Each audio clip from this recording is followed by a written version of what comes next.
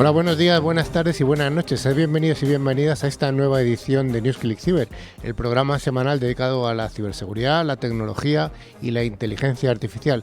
Un programa que realizamos desde Madrid y que se distribuye a través de más de 110 medios de comunicación de radio y televisión que van desde el Mediterráneo hasta el Océano Pacífico, pasando por Argentina, Bolivia, Chile, Colombia, Ecuador, España, Estados Unidos y Perú. En total, 8 países a fecha de hoy. El equipo de hoy está formado a mi extrema izquierda por don Alfonso Calvo. Hola. Hola, un placer compartir programa con vosotros. Una vez más, siempre vienes a hablarnos de temas interesantes. Bueno, hoy os voy a traer una novedad interesante. Bueno. Tenemos al centro izquierda, como siempre, a don Carlos Valerdi, nuestro subdirector. ¿Qué tal? Buenos días, buenas tardes y buenas noches. Ya estamos cubriendo casi todas las latitudes, ¿eh? Esto es una maravilla, la verdad. Hay que sacarse el sombrero, ¿eh? También, Sergio, hace mucho que no te veía en el estudio. No sé si me estreno este año, pero es posible que sí. Yo creo que sí, yo creo que te estrenas este año en el estudio. Bueno, pues feliz 2023 a todos. Bueno, un poco tarde, pero bueno, está bien, venga, lo admitimos. Y también tenemos el placer de tener en el estudio con nosotros a don Juan Odriozola, que es el responsable comercial de Kela en España. Hola, Juan. Muy buenas. Muchas gracias, Carlos. Finalmente estoy yo, Carlos Lillo, y junto con nuestro técnico Pedro os proponemos que nos acompañéis durante los 50 y tantos minutos que nos llevarán hasta el concurso. También damos un cordial saludo a toda la audiencia que nos sigue mientras se realiza cualquier tipo de actividad, por ejemplo, hacer dulce de leche casero o mientras conduces camino a casa. Es una buena compañía. Pero las dos cosas a la vez, ¿conduces a hacer...? No, es medio difícil, pero bueno, hay algunos que se animarán. Bueno, de todos modos, también durante la semana nos podéis seguir a través de las redes sociales como Twitter, LinkedIn o Facebook, y también podéis comunicarnos con nosotros a través de nuestro querido email info@clickciber.com. Además, recordamos y recomendamos visitar nuestra web, que está llena de interesantes contenidos, clickciber.com, uno de estos contenidos, nuestra maravillosa revista. Es verdad que salió la semana pasada. También informamos de que se puede acceder a todos los programas anteriores a través de nuestros podcasts disponibles en Spotify, iBooks, Apple Podcasts, TuneIn, YouTube, Twitch, Amazon Music. Además, invitamos a suscribirse en cualquiera de estas plataformas y animamos a dar like para sentirnos queridos. Para ello solo tienen que buscar la palabra ClickCiber, las dos con i latina. Sí, nos gusta mucho el cariño y el amor. Muchas manitas para arriba. Bueno, ¿qué vamos a tener en el programa de hoy, don Carlos? Bueno, antes vamos a empezar diciendo que un día como hoy, 28 de marzo de 1951, se entrega el primer UNIVAC. Es el primer computador digital con memoria de almacenamiento para aplicaciones comerciales. Un año antes, la escasez de capital obliga a Presper Eckert y John Mauldin a vender su empresa Remington Rand, la importante fabricante de máquinas de oficina, las Remington, que todos recordarán. Esto pasó en 1950. Luego el programa se desarrollará como todos los días. En las noticias, nuestra ciberpíldora, donde hablaremos de inteligencia artificial en los Juegos Olímpicos de París. Va a estar muy interesante. Las tecnoefemérides, el monográfico que hablaremos de la ley de Moore y nuestro invitado del día, Juan Odriozola de Kela. Pues vayamos con ese primer bloque, el bloque de noticias de ciberseguridad. Y esta semana adelantamos que no hay ninguna noticia fake, no hay ninguna noticia falsa. Así que estemos atentos al programa, porque una de las preguntas que hagamos será algo que hayamos dicho en el programa. Vayamos con ese bloque, el bloque de noticias de ciberseguridad.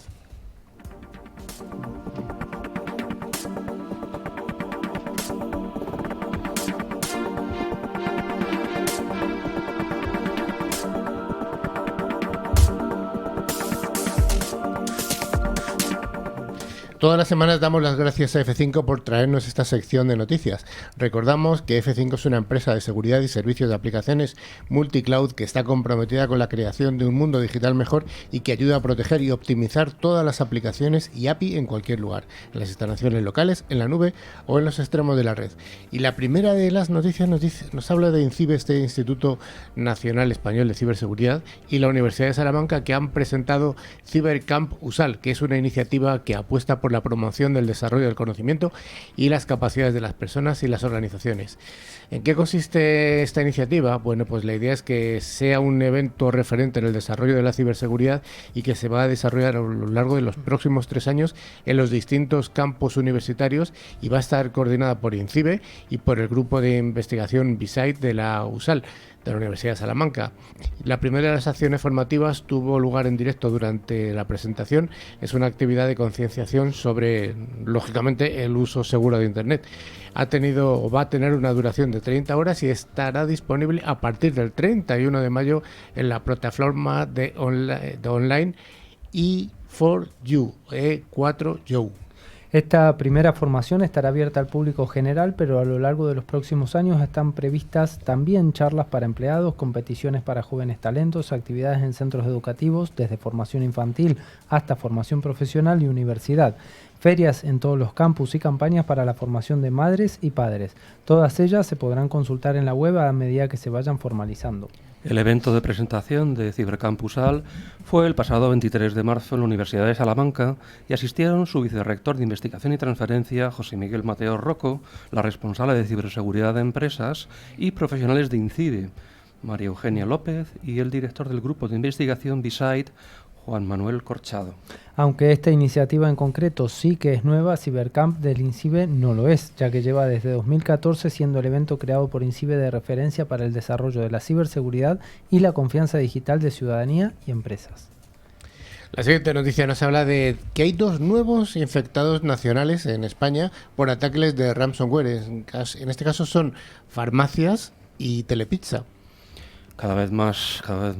Vamos a empezar con las farmacias, que son todas aquellas relacionadas con Allianz Healthcare, el 4º mayor proveedor de medicamentos en nuestro país. Pues bien, el ataque ha llevado a que la compañía tenga que gestionar los pedidos que corren más prisa por parte de las farmacias de manera manual, puesto que su página web es inaccesible, por lo que los sistemas de facturación o para los pedidos están caídos. A pesar de seguir trabajando en este problema, el mayorista no ha conseguido que todos los pedidos estén llegando a las farmacias españolas. Y terminamos con el otro actor, con Telepizza, que esta sí que ha sufrido un ataque por un grupo de ciberdelincuentes conocido, en este caso ha sido Lockbit 3.0, y en este caso el grupo criminal ha añadido a su lista la página web de la compañía española en su web de filtraciones, y han dado una fecha límite a Telepizza para que pague el rescate, hasta el 9 de abril. Aunque no se sabe la cuantía que han exigido a la empresa, desde el ataque, tanto la web como las apps móviles oficiales de la cadena de comida rápida no han estado funcionando bien, pero al menos sí que están operativas. Uh-huh. Bueno, 2 nuevos tipos de empresas. Sí, y es un no parar. El problema es que en el caso de la farmacéutica, algunos de sus clientes ya han cambiado de proveedor porque no pueden estar con un servicio así. Uh-huh. 2 más. Iván, ¿cuántos? Bueno, N o P. En fin. Un foro de hacking en la Dark Web, que luego nos va a hablar Juan sobre lo que es la Dark Web, llamado Bridge Forums, ha cerrado después de que el FBI arrestara a uno de sus principales administradores, Carlos. Este era un foro centrado principalmente en ciberataques a dispositivos IoT, estos dispositivos de los que ya hemos hablado, en el que además de compartir nuevos exploits o nuevas formas de usar los ya conocidos, había una especie de mercado negro de herramientas y licencias, entre comillas, del hacking, incluyendo hardware físico. Evidentemente, bueno, también se publicaban los datos robados de los ciberataques. Sí, este Bridge Forums era, bueno, por así llamarlo, el heredero espiritual del foro, también cerrado por el FBI, pero el año pasado, en abril de 2022, Raid Forums, aunque los administradores en ese caso no fueron detenidos.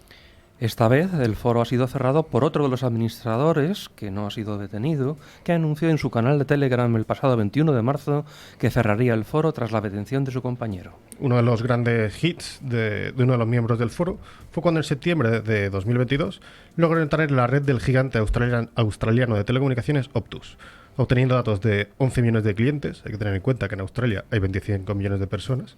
O sea que suena, casi la mitad de la población. Sí. Y pidiendo, bueno, pues un clásico rescate, ¿no? Lo curioso de este caso es que el mismo hacker, apenas 5 días después de su fechoría, hizo públicas unas disculpas a Optus y dijo que no vendería sus datos. Bueno, interesante también. La siguiente noticia nos dice que se ha nombrado CEO a una inteligencia artificial y esto aumenta el valor de la empresa un 10%. Esto es curioso, Alfonso. Es curioso porque pensábamos que la inteligencia artificial iba a quitar muchos trabajos de bajo nivel y estamos viendo que es todo lo contrario. Está yendo hacia los trabajos de alto nivel, así que vamos a ver el futuro que nos depara a todos. En este caso, NetDragon Websoft, una empresa china especializada en juegos multijugador y aplicaciones móviles, nombró a una inteligencia artificial como CEO en su filial Fujian NetDragon Websoft el año pasado. La IA, llamada Tanyu, ha conseguido aumentar el valor de la empresa un 10% en 6 meses, superando incluso a la bolsa de Hong Kong en general. La compañía afirma que Tanyu es responsable de todas las funciones típicas de un líder de empresa. Revisa análisis de alto nivel, toma decisiones de liderazgo, evalúa riesgos y fomenta un lugar de trabajo eficiente sin necesidad de descansar ni ponerse enferma y sin recibir un salario anual. Esta empresa tiene unos ingresos anuales cercanos a los 2.000 millones de euros. Casi nada. ¿Qué pasará cuando alguien le pide aumento, no? Bueno, el nombramiento de una inteligencia artificial como CEO no es nuevo. En Tokio, un robot se presentó a la alcaldía del distrito en 2018 para acabar con la corrupción y quedó en tercer lugar en las elecciones. He visto cosas peores. El presidente de NetDragon, Dejan Liu, ha expresado su compromiso de utilizar la inteligencia artificial para transformar la empresa. La automatización ha aumentado a un ritmo más rápido de lo previsto, lo que ha llevado al Foro Económico Mundial a predecir que aproximadamente 85 millones de puestos de trabajo podrían ser reemplazados para 2025.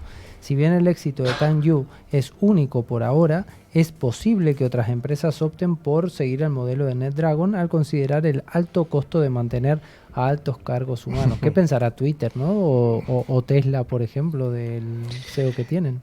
Insistimos una vez más que este programa no hay ninguna noticia fake. Todas las noticias que estamos dando son reales. Y la siguiente nos habla de la Unión Europea, que detecta un desigual avance de la ciberseguridad en sus 27 Estados miembros. Sergio. Sí, es un informe publicado por la Universidad Aalto de Helsinki en el marco de la iniciativa Cyber Citizen de la Unión Europea, en el que analiza la formación en ciberseguridad de los 27 Estados miembros y revela que actualmente no existe ningún modelo común ni prácticas compartidas para el aprendizaje de la ciberseguridad en la Unión Europea. También destaca que los esfuerzos por impulsar políticas para aumentar las habilidades en este ámbito de la ciudadanía europea se han centrado más en la tecnología que en las personas. El informe recomienda aplicar un enfoque unificado para todo el continente, enfatizando la necesidad de conocer las habilidades, actitudes y conocimientos necesarios para ser ciberseguro, ya que los ciudadanos no solo necesitan cibercapacidades para una vida cotidiana fluida y segura, sino que también son esenciales para la seguridad y el éxito económico de la Unión Europea. Eso sí, al menos el estudio destaca que, aunque existen diferencias significativas entre los Estados miembros, España se encuentra entre los países más avanzados en ciberseguridad, habiendo alcanzado un alto nivel de concienciación y formación en todos los ámbitos de la sociedad. La iniciativa Cyber Citizen tiene como objetivo desarrollar un modelo común y compartido para el aprendizaje y desarrollo de habilidades de ciberciudadanos en toda la Unión Europea. La próxima etapa de este programa de la Unión Europea es construir un modelo europeo unificado para el aprendizaje de la ciberseguridad para todos sus Estados miembros, para lo cual se invita a la participación de cualquier persona involucrada en ciberseguridad, investigadores y educadores, con conocimientos que tengan que aportar. Bueno, recordad que en este programa Carlos Galán nos adelantó en primicia que habíamos propuesto desde España el Esquema Nacional de Seguridad para aplicarlo en toda Europa. A ver si nos saben un poquito de caso. Tenemos que venir otra vez de nuevo a hablar del Esquema Nacional de Seguridad, su versión 2, que estos días está bastante en boga. Y una mala noticia para el sector de las tecnologías. Una nueva ola de despidos, en esta vez es Accenture. Es una noticia de Accenture global, pero que también afectará a España, y en total la consultora tecnológica anunció la eliminación de 19.000 puestos de trabajo a lo largo de los próximos 18 meses, es decir, el 2,5% de la plantilla mundial. Entre las empresas del grupo que estarán afectadas se encuentra Accenture Outsourcing, la filial que presta servicios tecnológicos externalizados a otras empresas. Los directivos de la compañía no han precisado aún cuál será la afectación del mercado español, si bien han trasladado que los recortes de personal afectarán al personal enfocado a labores administrativas y de recursos humanos principalmente. Bueno, vamos a ver este goteo de noticias. ¿Serán reemplazados por inteligencia artificial? Bueno, Los ransomware se están enfocando cada vez más en el sector de transportes y además en sistemas OT, sistemas industriales que son vulnerables. Esto lo está diciendo la Agencia de Ciberseguridad de la Unión Europea, más conocido como ENISA, Sergio. Sí, ha sido la ENISA la que ha publicado un informe en el que señala un aumento en el número de ataques cibernéticos contra el sector del transporte desde enero de 2021 hasta, según tiene registros, octubre de 2022. La agencia advierte que los hackers aprovecharán cada vez más la creciente superposición entre las tecnologías IT y las OT en el sector del transporte, con el consecuente riesgo que ello implica. La agencia también afirma que estos hacktivistas estarán atraídos por la eficacia y el impacto que los ataques de ransomware pueden tener, así como por la atención de los medios que generan. También se observa que la cantidad de los hacktivistas ha aumentado en Europa tras la invasión de Rusia en Ucrania en febrero de 2022, recordemos, principalmente a través de los ataques de denegación de servicios distribuidos contra sitios web en el sector de transporte. La agencia observa que esto, junto con la superposición entre los entornos IT y los entornos OT que comentaba Sergio antes, significa que los grupos de ransomware probablemente apunten y perturben las operaciones de OT en el futuro previsible. Hasta ahora, dentro del sector de transportes, el de aviación es el que soporta la mayoría de los ataques cibernéticos, seguido por las empresas relacionadas con las carreteras, ferrocarriles y la industria marítima en general.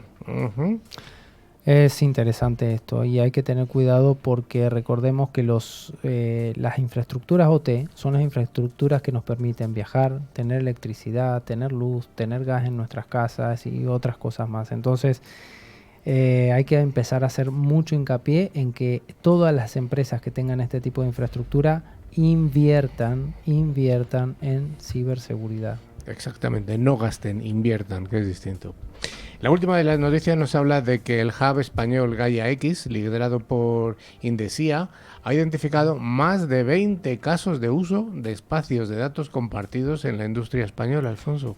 El encuentro organizado por el Grupo de Trabajo de Industria 4.0 del Hub ha permitido a varias organizaciones como Ametic y Tecnalia profundizar en 6 casos de uso que faciliten la adopción de tecnologías como la inteligencia artificial y la analítica avanzada para modernizar la actividad del sector industrial. Los casos seleccionados incluyen la reutilización y el reciclaje inteligente, el mantenimiento predictivo, el intercambio de datos sobre activos en su vida útil, plataformas de visibilidad de la cadena de suministro en tiempo real, end-to-end, y la predicción inteligente de la demanda.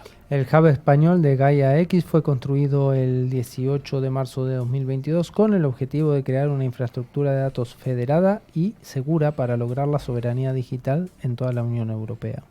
Pues hasta aquí las noticias en las que hemos tenido un poquito de todo. NewsClick Cyber es el programa semanal líder en la radiodifusión en español. Si quieres estar al día de las novedades, escuchar nuestras ciberpíldoras y a los responsables de grandes empresas, escucha NewsClick Cyber.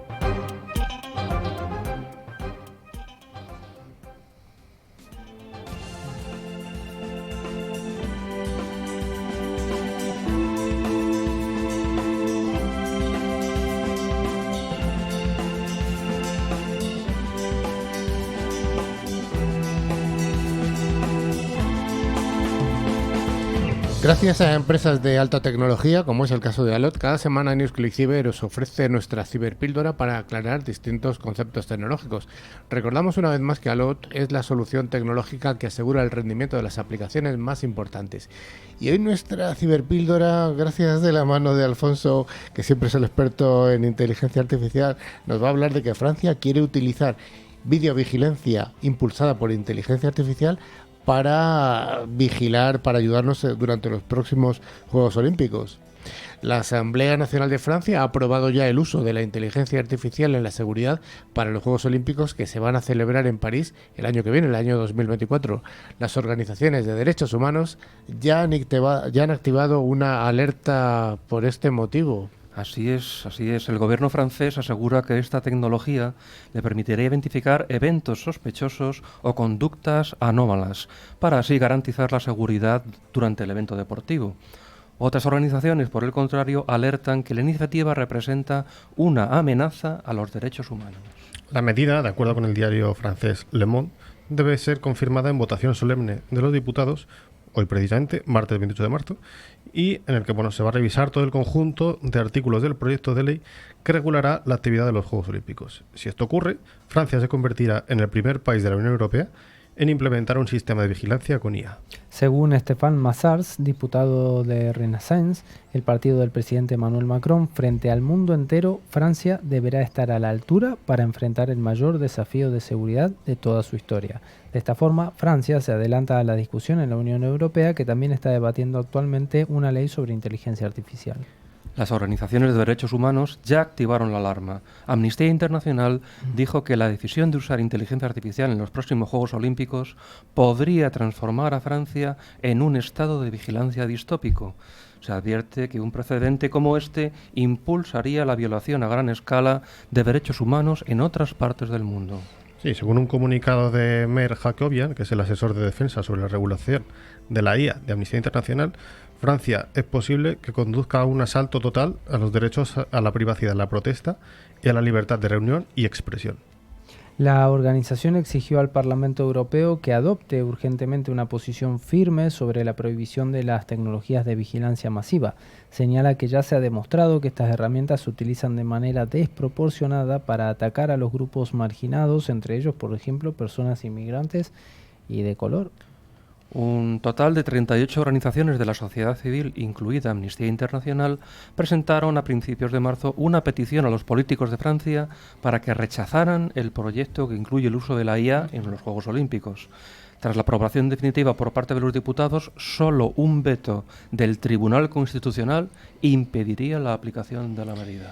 Y yo os pregunto, abramos un pequeño debate entre nosotros. ¿Esto lo veis vosotros tan problemático en un país tan garantista como es Francia? En principio no. El problema es que los precedentes previos que ha habido son peligrosos. En particular el caso de China, por ejemplo, donde se ha utilizado en eventos muy masivos.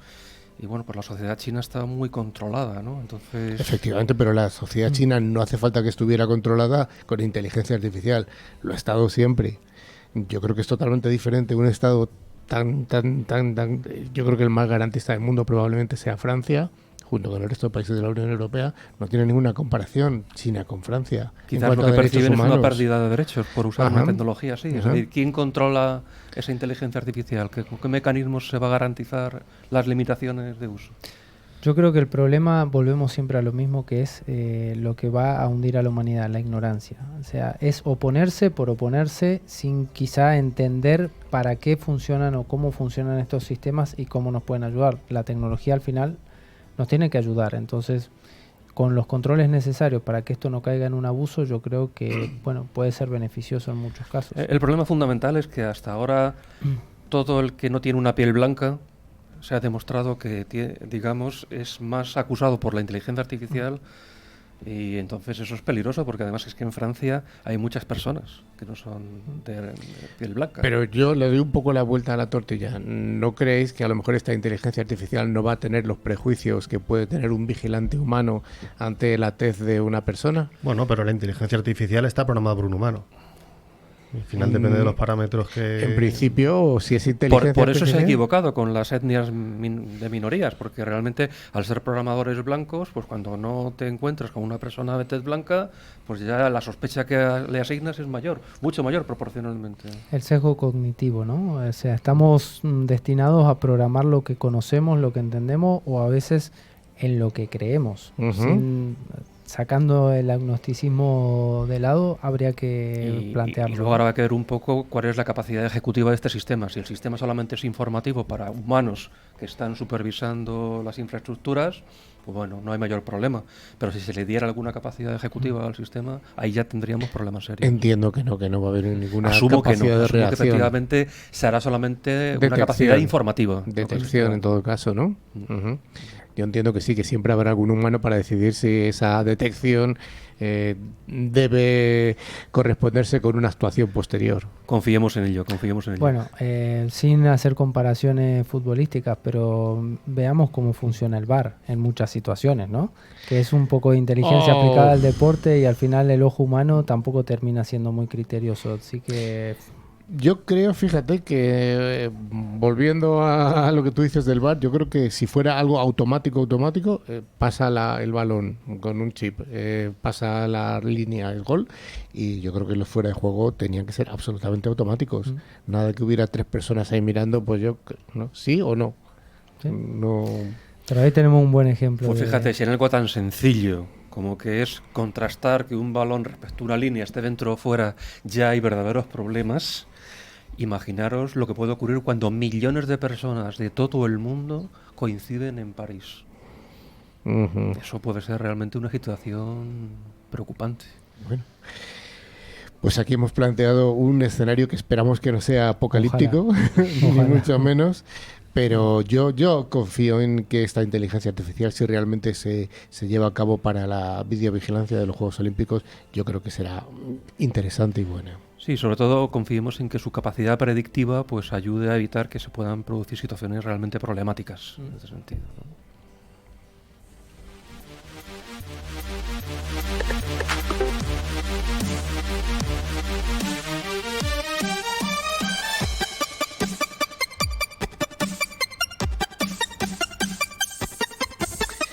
Como en todos los ámbitos de la tecnología y la ciberseguridad, todos los días pasan cosas importantes y es por eso que hoy, gracias a Tren Micro, este fabricante que tiene un amplísimo catálogo de soluciones de OT, de IT y además de muchas más cosas, especializado sobre todo en el virtual patching, vamos a recordar algunas de estas cosas que han pasado en el pasado, y para ello tenemos la inestimable ayuda del cerebro privilegiado de don Carlos Valerdi, ese cerebro que siempre me sorprende.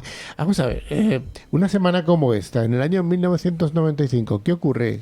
Bueno, Kodak, esta marca que ya pocos recordamos, ¿no? Lanza su primera cámara, la DC-40. Es la segunda cámara digital para el mercado de consumo de nivel que se conecta a un ordenador personal a través del cable serial, que tampoco lo recordamos ya. Bueno, sí, en algunos casos, sí. Sí, sobre todo los informáticos cuando tienen que conectarse a un equipo antiguo. Solo los informáticos cuando tenemos algún problema. Bueno, hace ya casi 28 años de la primera cámara digital. Interesante. Sí. ¿Qué me cuentas de Excel? Excel, el 27 de marzo de 1992, Microsoft presentó la versión 4.0 de la aplicación de hoja de cálculo, que lo de hoja de cálculo ya quedó también antiguo de Excel. Hoy se utiliza para todo, para mandar el cohete a la luna, para hacer compras, ventas y muchas cosas más. Y muchas más cosas. Muchas sí. cosas más. Una fecha importantísima para la tecnología, estamos hablando del 27 de marzo del 1910. ¿Quién nació en Iowa, en Estados Unidos? John Pierce es el creador del transistor. Oh. Nació en esa fecha. Estudió ingeniería eléctrica, obteniendo el título de licenciatura en 1933, pero además obtuvo el grado de maestría en el 34 y el doctorado en el 36. Y inventó nada más y nada menos que el transistor, un elemento importantísimo para la electrónica a partir de ese momento hasta la fecha. Sí, el transistor, que es ese trocito de 3 semiconductores puestos en una configuración NPN o PNP, y que es la base de todo lo que estáis viendo y todo lo que estáis utilizando. Correcto. Para cualquier tipo de aplicación, desde los teléfonos móviles hasta la televisión, hasta absolutamente todo. Todo está basado en este invento de este John Pierce. Nos venimos un poquito más adelante, una fecha como en el año 2001, que no es como la película. En el año 2001, el 22 de marzo, unas 2.000 internautas comenzaron a participar de la lectura colectiva de la obra del Don Quijote de la Mancha a través de YouTube, y gracias a una alianza entre la Real Academia Española, la RAE, y Google. Sí, que ahora estos días está justamente en un evento en Cádiz. Correcto. Y la televisión en color, ¿cuándo empieza a popularizarse? Por supuesto que no en todos los países, sino en el país que llevaba la delantera, en Estados Unidos. La televisión en color fue el 25 de marzo de 1954. La Radio Corporation of America, la RCA, comienza a producir los primeros televisores a color en masa totalmente electrónico, el RCA CT100. Ese era el modelo. 1954, fijaros que ha habido países que han llevado un decalaje en el tiempo de casi 30 años detrás. Pero 30, bueno. Fácil, ¿eh? Ajá, sí. Y ya para acabar, una noticia muy informática. Recordamos que los microprocesadores empezaron a trabajarse a través de Intel con el 8086, el 8088, el 8286, el 8386, el 8486 y vamos a la siguiente. Pentium. El 8586, el 22 de marzo de 1993, Intel Corporation lanza los primeros modelos de este microprocesador inventado por Vinod Dham, que no es el creador de la cerveza. No. Y es más conocido como Pentium con toda correcto. Su familia que Pentium hay. 586, Ajá, que sigue hoy en día dando sus frutos, ¿no? Bueno, hay que decir que Intel toda la semana saca una nueva generación de procesadores prácticamente, así que bueno. Bueno, pues a ver qué nos traes la semana próxima.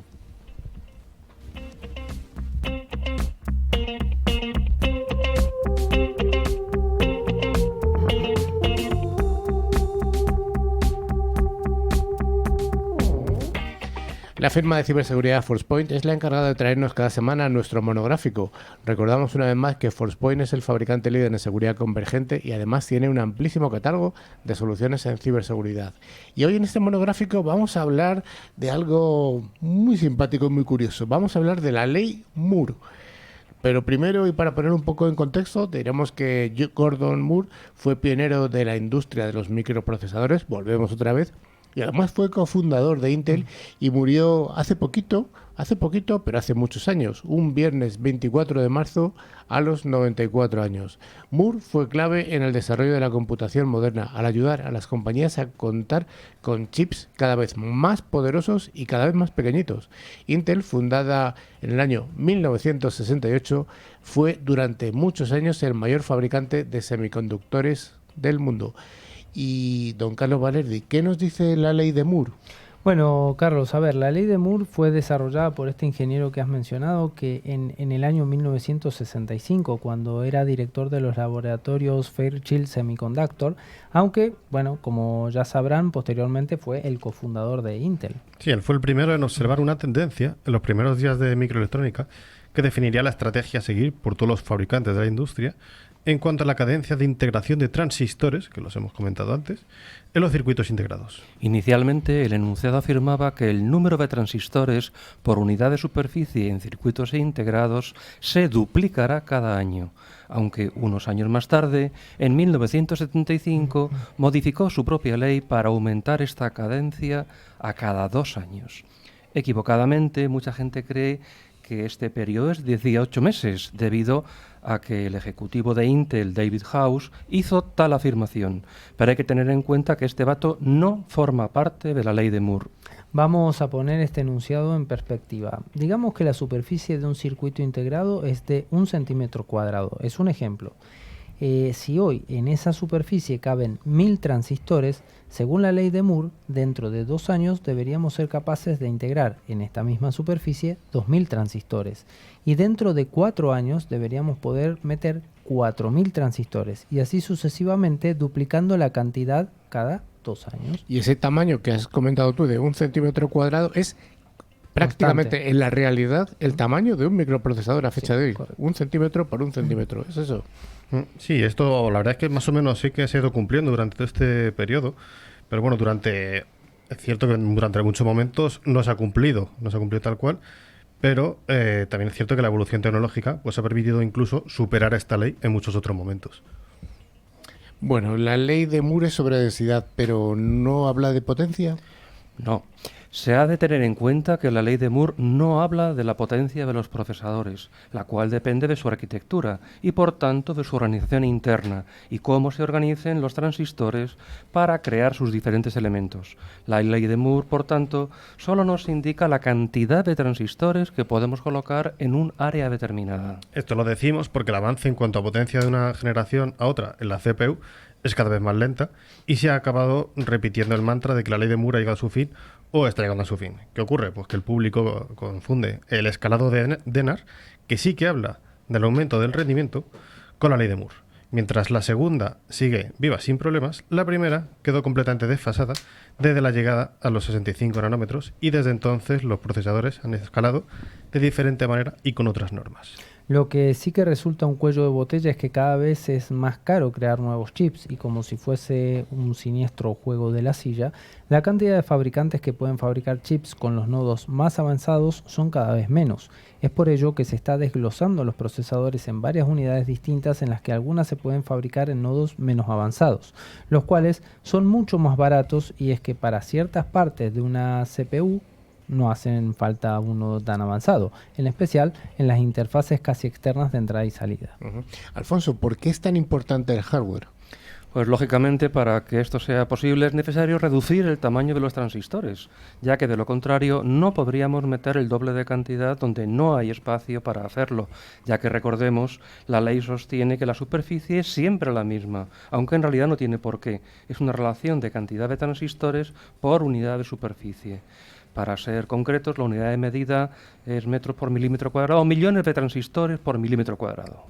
Esta unidad que comenta Alfonso es la que se usa en la actualidad y seguramente en el futuro, ya que hasta llegar al átomo todavía nos quedan décadas, por lo menos, debido principalmente al hecho de que cuanto más nos acercamos, más complicado se vuelve incluir más transistores en un nanómetro cuadrado. Y por este motivo entra en juego la litografía, algo de lo que se habla también muchísimo cuando es, por ejemplo, un tema sobre los procesadores. Una menor litografía significa que los transistores son aún más pequeños, por lo que podemos incorporar una mayor cantidad en el mismo espacio, o en otras palabras, el mismo número de transistores ocuparían menos espacio. El proceso de fabricación o litografía se mide en nanómetros. Para ponernos en perspectiva lo pequeño que es esto, un nanómetro son 10 a la menos 7 centímetros, o lo que es lo mismo un montón de ceros. mil millonésima de centímetro. Es precisamente el tamaño de los transistores. Así pues, un proceso de 14 nanómetros significa en teoría que cada transistor mide 14 por 10 elevado a menos 7 centímetros. O sea, una cantidad absolutamente muy, muy pequeña. Sí, como dice Sergio, estamos todavía lejos de los átomos, pero... Bueno, ahora están hablando ya del salto a los 2 nanómetros, por ejemplo. Es decir, que esto pronto vamos a tener que romper la escala del nanómetro para pasar a otra todavía un poco más fina. ¿Cuál es el picómetro? Sería, probablemente. Sí, como comenta Alfonso, lo que comentaba esto significa, bueno, que teóricamente en el proceso de 7 nanómetros se puede meter literalmente el doble de transistores que con el proceso de 14 nanómetros en el mismo espacio. Poder meter un mayor número de transistores en el mismo espacio repercute en el rendimiento y en la eficiencia energética. Así que tener una litografía menor implica que el procesador será más potente y más eficiente. La realidad es que la nomenclatura en nanómetros desde hace años que no se corresponde con la realidad y se trata más bien de una maniobra de marketing que nos sirve para saber si un nodo es mejor que otro. Y realmente no existe un consenso claro entre las diferentes fabricantes de chips sobre lo que significa cada uno de esos nanómetros, por lo que todo se resume a números imprecisos y pese a que ha habido varios intentos para, poner un poco de orden. Por el momento, cada una sigue un camino con su nomenclatura propia a X nanómetros, así que aunque veas este dato al lado de las características de un procesador, por ejemplo, no le des demasiada relevancia. Podría no tener mucha importancia comparado con lo mismo que afirma otro fabricante. Con lo que sí tienes que quedarte es con la trascendencia de la ley de Moore y lo mucho que ha influido en la forma de comprender y percibir la industria informática desde hace prácticamente 6 décadas, de hace 60 años. Momento en el que ya comenzaron a sonar los primeros tambores de guerra de la revolución que nos ha tocado vivir desde entonces. Para doña Rosa que nos está escuchando y debe decir ¿de qué está hablando esta gente? O don Pepe. O don Pepe, pensemos que esto solo se puede ver en un microscopio. O sea, pero estamos un microscopio hablando muy pequeñito ya. Muy pequeñito. Estamos hablando del microprocesador que lleva adentro nuestros PC, en el que jugamos al Candy Crush y vemos películas y demás. Bueno, todo eso se procesa a este nivel, a un nivel ultramicroscópico. Eso para que que se entienda un poquito, ¿no? Pues muy bien, esta aproximación a la ley de Moore.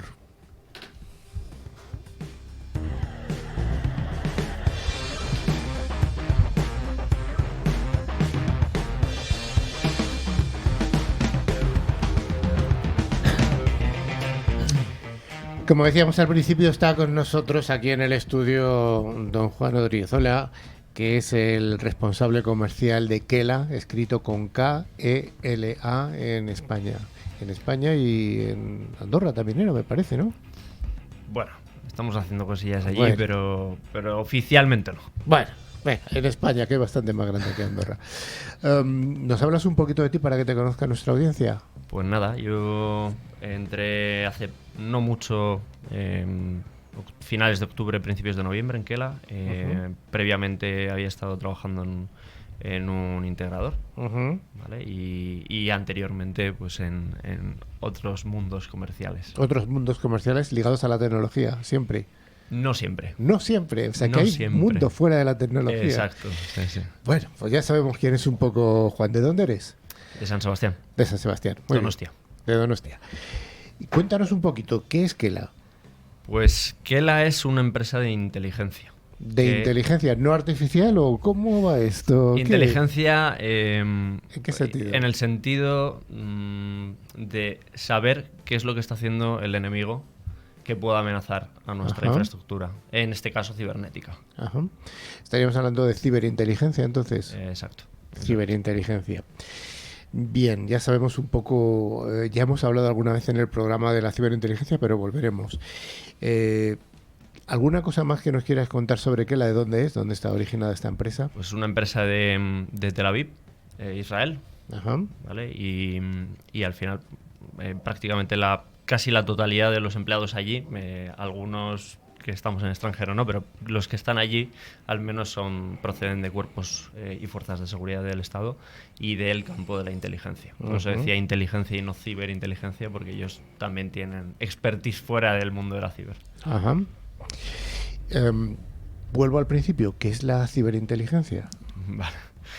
Pues a ver, es complejo porque en un evento hace no mucho he escuchado a una persona decir que la inteligencia pues se puede aplicar al marketing, se puede aplicar a un montón de campos, pero en el caso específico de la ciberinteligencia es intentar con la información que está disponible ahí fuera predecir qué es lo que va o cuáles son las intenciones de los que pudieran ser nuestros enemigos. Digamos que sería algo parecido en el campo de batalla, en una guerra real, predecir lo que va a ocurrir para anticipar. Con la información que tenemos sobre el enemigo, o sea, nosotros al final lo que solemos decir es que vivimos tras las líneas del enemigo, escuchando lo que dicen, sus comunicaciones, qué es lo que están tramando para atacarnos, ¿no? A nuestras organizaciones o incluso estados. ¿Quién es el enemigo en tu caso? En mi caso particular, quiero pensar que no tengo enemigos, bueno, pero en el caso de Kela, nosotros, para nosotros los enemigos pues son grupos, en muchos casos para los estados ciberterroristas, ¿vale? Y en otros casos pues lo que se denominan hacktivistas, ¿no? Que se asocian con no quieren decirlo muchas veces, pero se asocian con estados para atacar a sus enemigos, que podemos ser nosotros perfectamente. Y luego, por otro lado, pues todos esos que intentan sacar rédito económico de este tipo de actividades. Vale, ¿cómo hace Kela esta ciberinteligencia? Pues nosotros lo que hacemos es, nuestro equipo nuestro CIC, que es el Cyber Intelligence Center en Tel Aviv, son analistas de inteligencia que conviven ahí tras las líneas del enemigo y en búsqueda. Una de sus funciones es buscar nuevas fuentes de inteligencia, es decir, dónde están esos cibercriminales para capturar esa información y poder pues, dársela a nuestros clientes. Estáis detrás de las líneas del enemigo y ¿cómo os camufláis? ¿Cómo hacéis para que no os descubran? Vale, una vez se analizan esas fuentes y se ve que son de interés para pues, esas organizaciones, lo que se hace es estudiar el comportamiento medio de un usuario en esas fuentes, ¿vale? Ya pues, sean grupos de mensajería instantánea, tipo canales de Telegram, grupos de Telegram, podemos hablar también de foros, de hacktivismo, de un montón de tipos de fuentes distintas. Entonces lo que se hace es estudiar ese comportamiento medio para luego mandar tarea a nuestros desarrolladores, y ellos lo que hacen es desarrollar crawlers dedicados que imitan ese comportamiento humano para pasar desapercibidos. Crawlers que serían escarbadores, ¿no? Sí, al final lo que hacen es scrapping de todo extraer toda esa información ¿vale? Y luego pues toda esa información se parsea y se vuelca en nuestro, lo que llamamos nuestro lago de datos. Dentro del ámbito vuestro, decís que estáis en el campo del enemigo. ¿Estamos hablando de la dark web o de la darknet? Sí, diríamos que es darknet, porque en la darknet realmente es las redes, por así decirlo, que de alguna manera anonimizan, ¿vale? Anonimizan al usuario de esas redes. O sea que un ciberdelincuente se siente más seguro, por supuesto, siendo anónimo, ¿no? Claro, claro, eso es algo clave en el ámbito de la ciberinteligencia. ¿Cuál es el producto que entregáis a vuestros clientes desde Kela? Pues nosotros entregamos distintos productos, por así decirlo, ¿vale? Además de, en algunos casos, incluso servicios. Por un lado, tenemos una plataforma que es monitorización de activos, es decir, podemos denominar activos a IPs, dominios, subdominios, yo que sé, propiedad intelectual, cualquier tipo de activo que consideremos que es crítico para la compañía. Entonces, esa plataforma lo que va a hacer es preguntar a nuestro lago de datos, que recordemos que es las fuentes, digamos, reflejadas en ese lago de datos, preguntar a ver si hay resultados nuevos sobre esos assets, esos activos.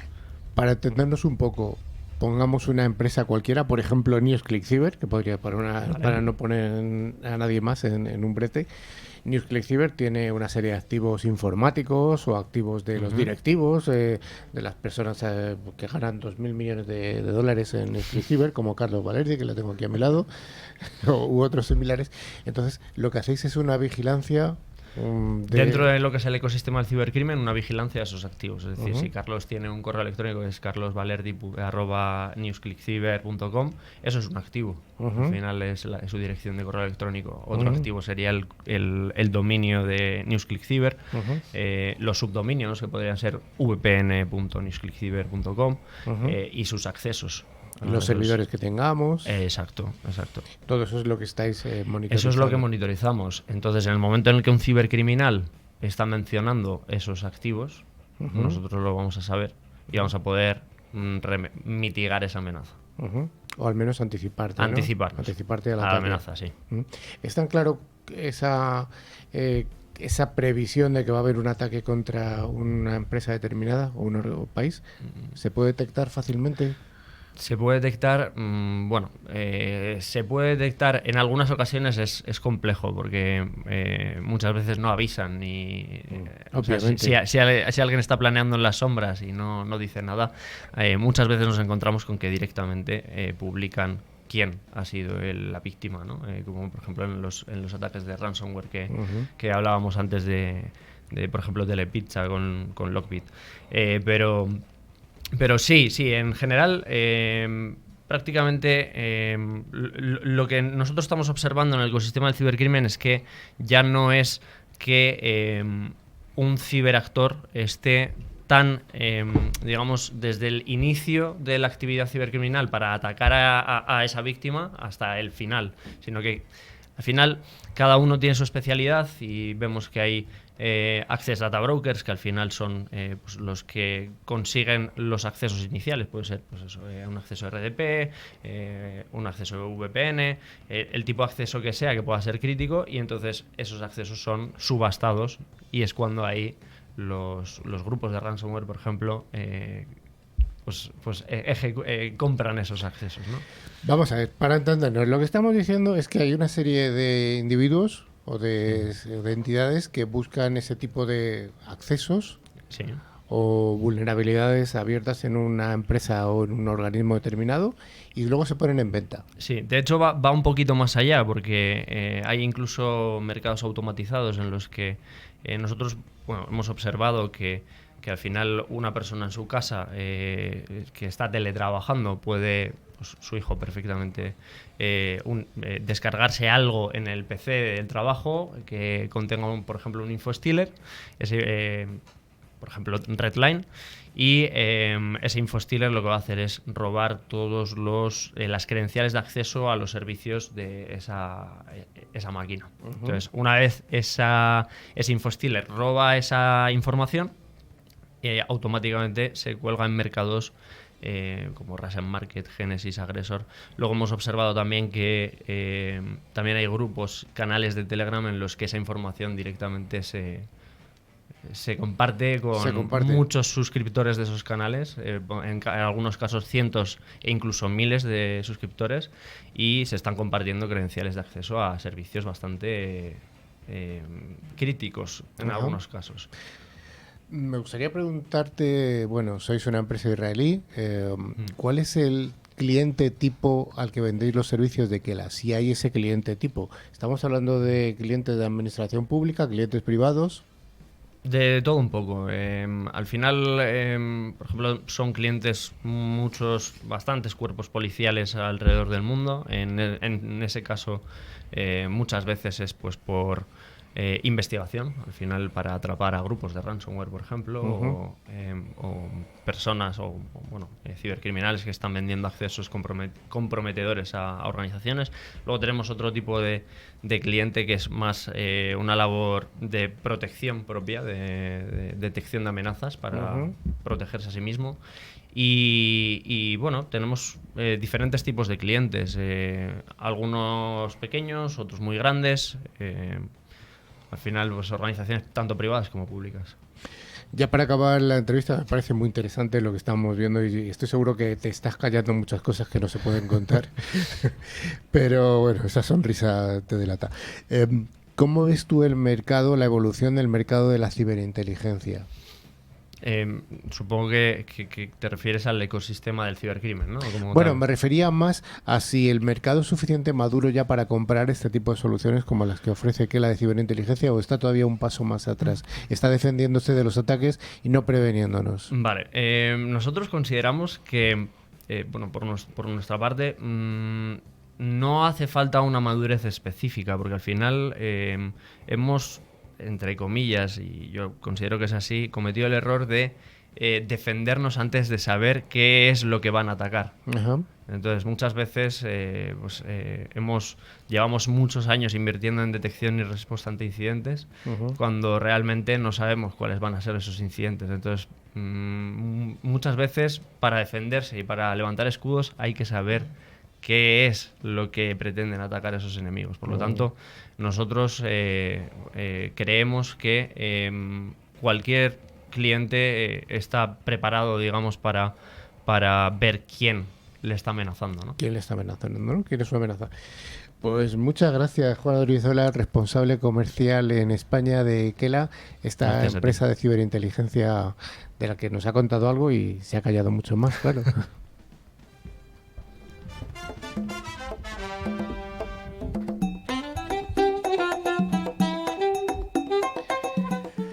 Cada semana hacemos un concurso en el que sorteamos 2 licencias de antivirus, válida para varios dispositivos y para un año.